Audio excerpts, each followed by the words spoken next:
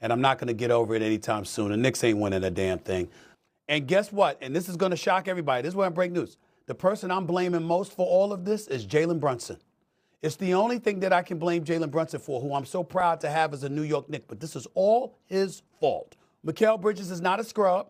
He can play, but he ain't an all-star. You can't let your organization give up that much to get a dude that's going to ultimately handicap you from building a roster that can compete for a championship. Not to say that the Knicks can't compete for a championship, but you know what I'm saying.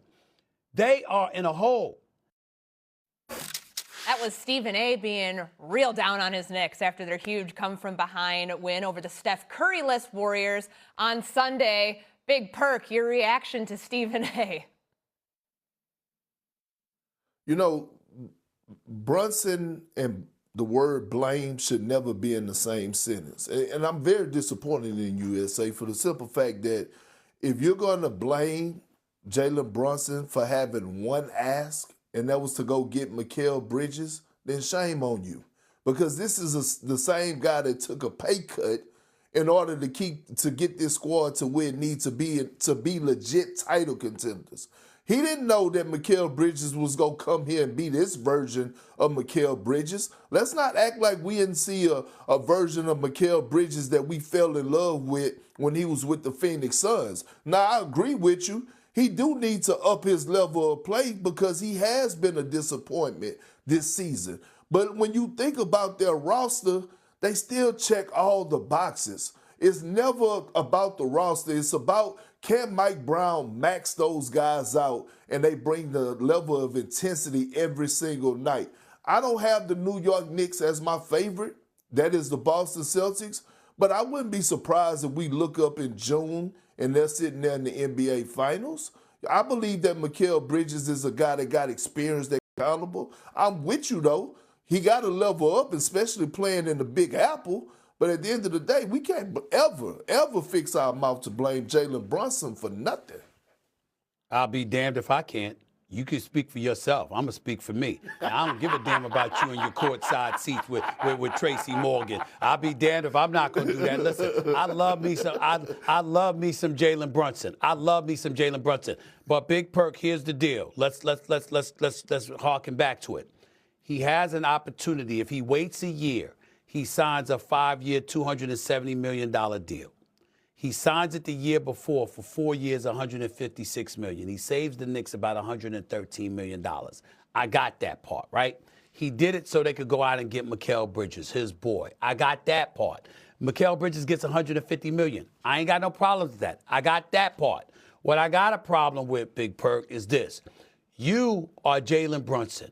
You know a thing or two about basketball. Matter of fact, you know a thing or two about championship basketball because you won a couple of national titles, okay?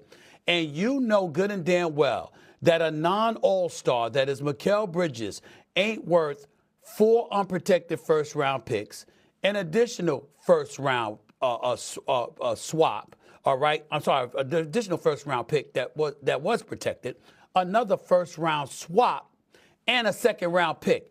Yo, bro, that's 6, 7 different picks. You can't let your team go out there and do that because that is why Giannis isn't in New York already. And if the New York Knicks can't win a championship, that's going to be the reason why, because they didn't have the assets to go out there and get what they needed to help Brunson.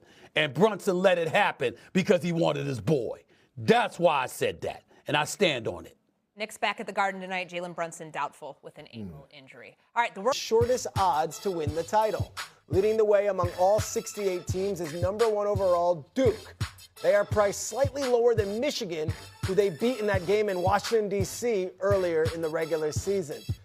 Bringing in Sean Farnham right now, who is there talking as our college hoops expert. You cover all these games. You've called all these games. Duke is the number 1 overall seed in the tournament, but it's widely considered the toughest region. I saw in your bracket, you don't have Duke coming out into the Final Four. So which team do you see tripping Duke up in the East? I'm going to go back to Mad Dog and the team that got royally screwed. Let's go with St. John's because you take a look at St. John's, and this is a team that is so physical. They thrive on getting more takeaways than they give in giveaways, and they have a +3 turnover margin. They're a very strong offensive rebounding team. They get to the free throw line and they score 5 more points per game than their opponents at the foul line. And I think the health of Duke is a concern going into this NCAA tournament.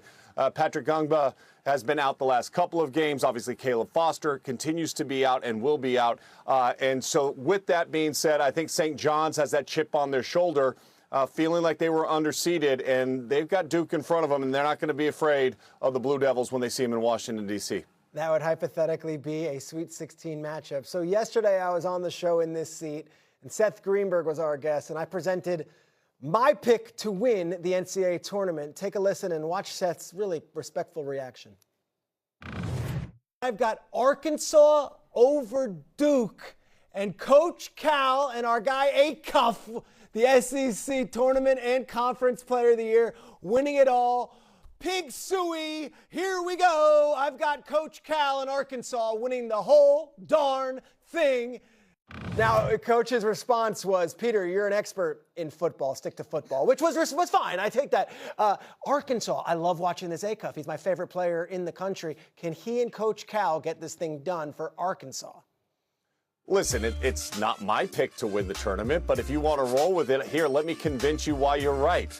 We've seen a guard go on runs that is just uniquely special. Kemba Walker comes to mind immediately with what he did at UConn. And we always say, is there a guard or a player that can go on a Kemba-type run?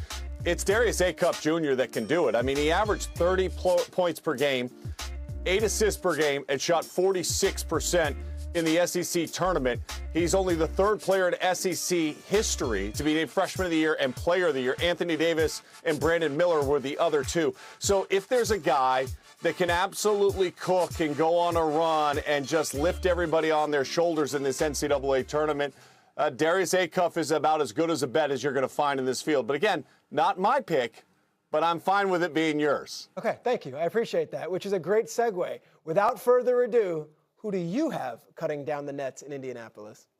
All right, in the last hour, I showed you my Final Four. It was Michigan State, Florida, Arizona, and Iowa State. I have Florida and Arizona competing for a national championship. It goes back to game 1 of the season, and the result will not change. I have the Arizona Wildcats winning the national championship. And a big part of that for me is you talk about connectivity in this day and age of transfer portal and all this.